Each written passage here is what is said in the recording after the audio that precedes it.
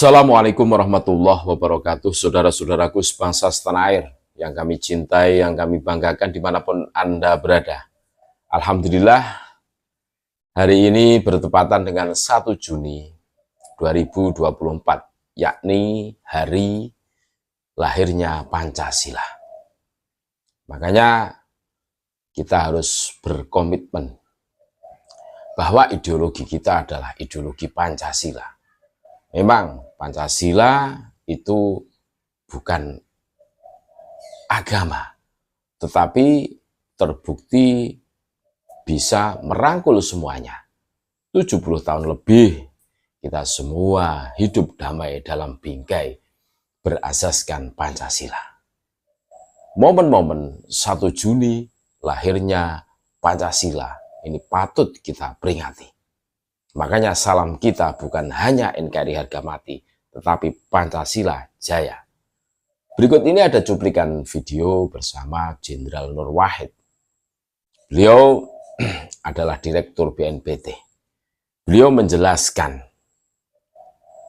bagaimana pentingnya menumbuhkan rasa nasionalisme, menumbuhkan rasa cinta, rasa memiliki bahwa kita mempunyai negara yang luar biasa, yakni Negara Kesatuan Republik Indonesia atau negeri surga.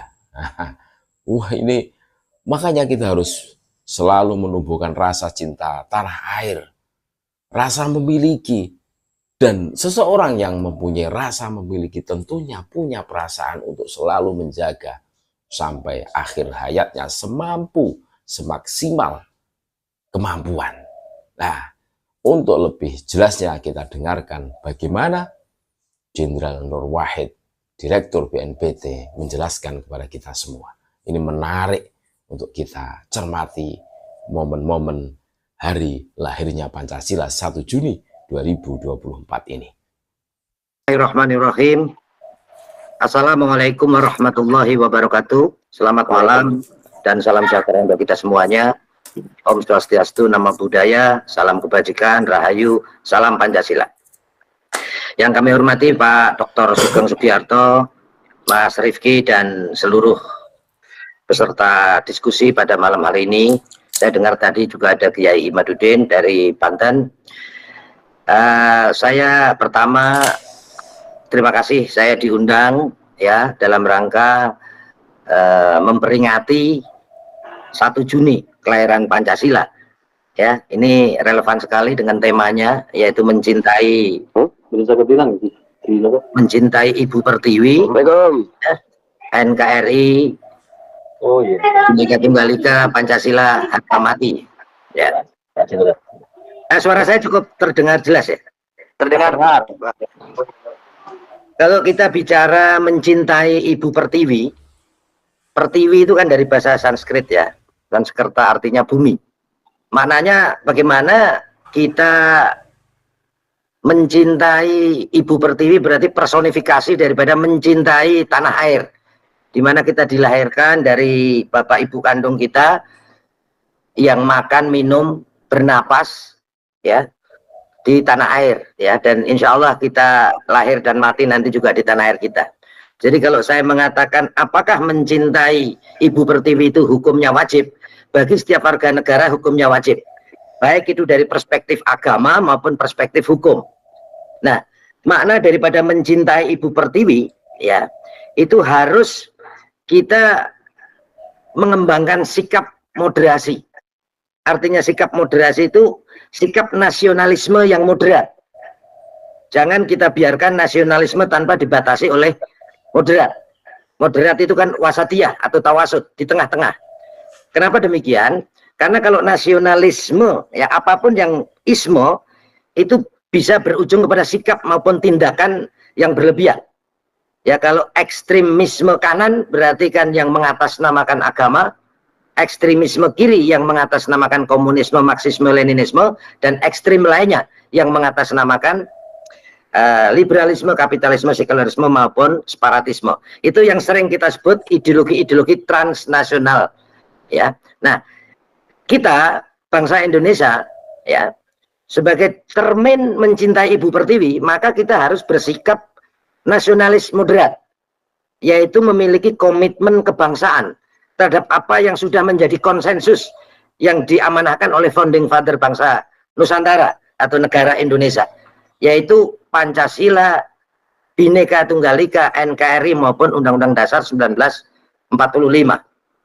Jadi dalam konteks ini ya, bagaimana kita punya paradigma, punya pemikiran, punya sikap dan tindakan yang bersifat nasionalisme moderat, sehingga kita wajib sebagai bangsa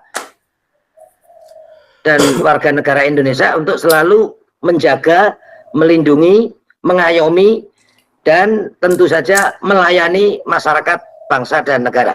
Nah, yang harus diperhatikan tadi di pertama saya mengatakan ekstremisme kanan, ekstremisme kiri maupun ekstremisme lainnya.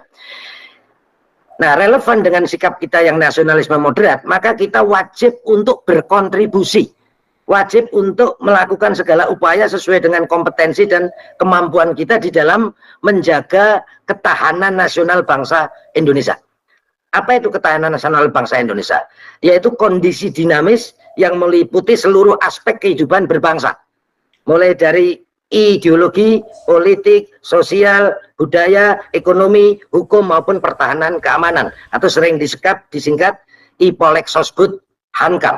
Jadi kita wajib berkontribusi, wajib ikut menjaga, mempertahankan ataupun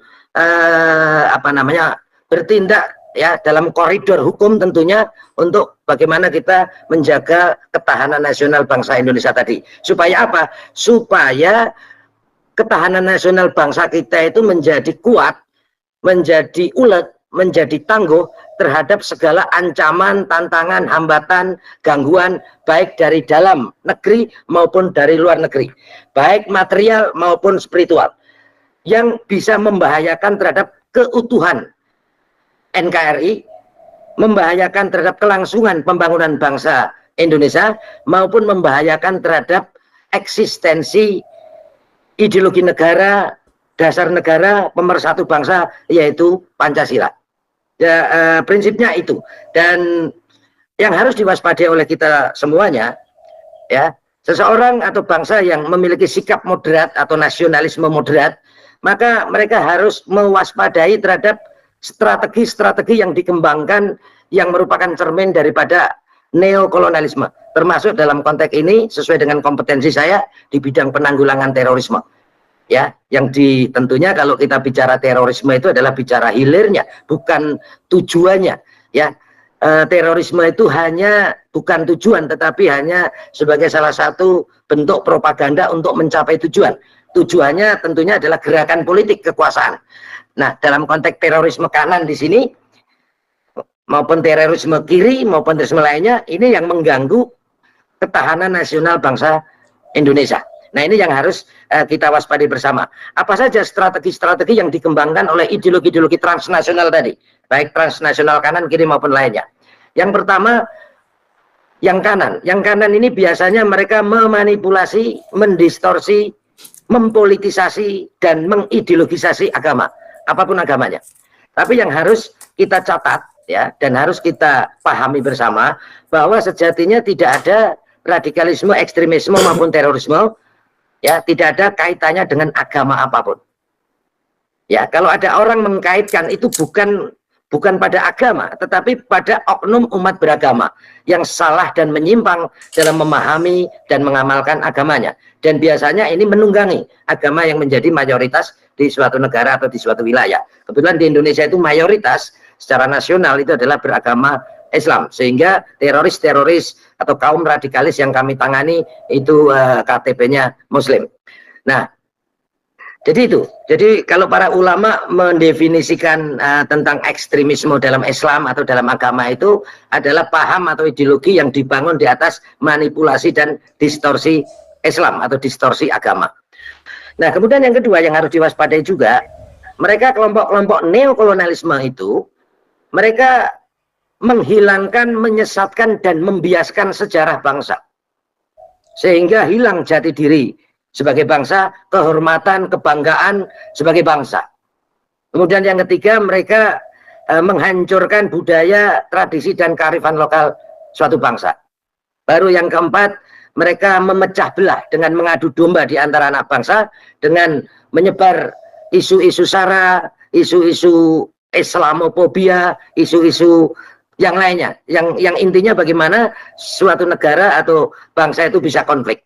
Nah, kalau ditarik dari pasca kemerdekaan, ya, pasca Perang Dunia Kedua, itu kan berdiri PBB, praktis tidak ada kolonialisme, kecuali Israel ya, tahun 48 berdiri. Nah, sehingga negara-negara bekas jajahan dalam konteks ini termasuk Indonesia, ya, merdeka kemudian bangkit membangun bangsanya, membangun jiwa nasionalisme bangsanya. Ya, seluruh negara-negara yang baru merdeka pasti dia akan membangun jiwa nasionalismenya setelah sekian lama dijajah. Kemudian kaum kolonial atau negara-negara adidaya adikuasa tentunya tidak akan rela melepaskan superioritas maupun hegemoni. Tetapi mereka tidak mungkin secara teritorial dia melakukan kolonialisme. Maka yang mereka lakukan adalah membuat, kemudian mengembangkan dan menyebarluaskan ideologi-ideologi transnasional tadi. Sehingga nasionalisme di sini sebagai tesisnya, transnasionalisme menjadi antitesisnya. Apa yang terjadi? Tentunya konflik. Tentunya kegaduhan. Kalau sudah konflik, sudah gaduh, maka bangsa-bangsa yang baru merdeka itu tidak akan stabil. Sehingga tidak bisa membangun. Sehingga masih dalam kondisi kemiskinan dan keterbelakangan. Otomatis mereka tetap akan depend on, ketergantungan dengan negara-negara kolonial atau adidaya adikuasa. Ini yang sering kita sebut neokolonialisme. Ya, strategi-strategi yang mereka lakukan seperti tadi. Makanya sering saya katakan bahwa radikalisme, ekstremisme, terorisme ini sejatinya adalah virus ideologi yang dikapitalisasi untuk politik kepentingan di era asymmetris war atau proxy war. Nah, politik kepentingan di sini bisa kepentingan ekonomi, kepentingan kekuasaan, politik hegemoni dan lain sebagainya. Nah, ini yang pentingnya kita 1 Juni besok ya, itu memperingati hari lahirnya Pancasila. Kenapa? Karena ekstrim kanan, kiri dan ekstrim lainnya tadi itu semuanya ingin mengganti ideologi negara Pancasila. Ingin menghilangkan kebanggaan kita, kecintaan kita kepada bangsa dan tanah air kita. Nah, itu yang menjadi kewaspadaan kita. Yang perlu dicatat juga, ekstrim kanan, kiri, dan lainnya tadi sudah pernah menjadi terorisme semua. Dan pernah terjadi di Indonesia. Ekstrim kanan tentu dulu ada DITII, Kartosuwiryo, yang ingin mendirikan negara NII, Negara Islam Indonesia. Ekstrim kiri ada pemberontakan PKI Madiun oleh Muso ya. Kemudian puncaknya di G30S PKI oleh DNAIDIN. Nah, kemudian ekstrim lainnya, ya separatisme misalnya ada pemberontakan RMS, Republik Maluku Selatan. Kemudian ada gerakan Aceh Merdeka, kemudian sekarang masih berlangsung itu untuk OPM ya, Organisasi Papua Merdeka, maupun pemberontakan PRRI Permesta yang ingin membangun radikal liberalisme maupun kapitalisme dan lain sebagainya. Dan kesemuanya itu ingin mengganti ideologi negara Pancasila. Sehingga sebagai kesimpulan menjadi wajib bagi kita dalam rangka memperingati hari lahirnya Pancasila. Ya, yang sekali lagi Pancasila memang bukan agama dan tidak untuk menggantikan agama, tetapi yakinlah bahwa Pancasila ini adalah produk jenius dari para founding father bangsa Nusantara, para ulama, para tokoh bangsa, tokoh nasional yang saat itu dipimpin oleh Bung Karno, merumuskan dasar dan ideologi negara pemersatu bangsa yang sangat plural, yang sangat heterogen, yang sangat majemuk, yang dari perspektif intelijen adalah bangsa yang memiliki potensial konflik paling besar di dunia. Dan ternyata dengan Pancasila sampai detik ini ya kita masih eksis, negara kita masih bersatu, dan tentunya kita ingin mewujudkan cita-cita bangsa Indonesia yang yaitu yang pertama melindungi segenap bangsa dan seluruh tumpah darah Indonesia, yang kedua memajukan kesejahteraan umum, yang ketiga mencerdaskan kehidupan bangsa, dan tentunya yang keempat ikut melaksanakan ketertiban dunia berdasarkan kemerdekaan, perdamaian abadi dan keadilan sosial. Saya kira gitu sementara. Terima kasih.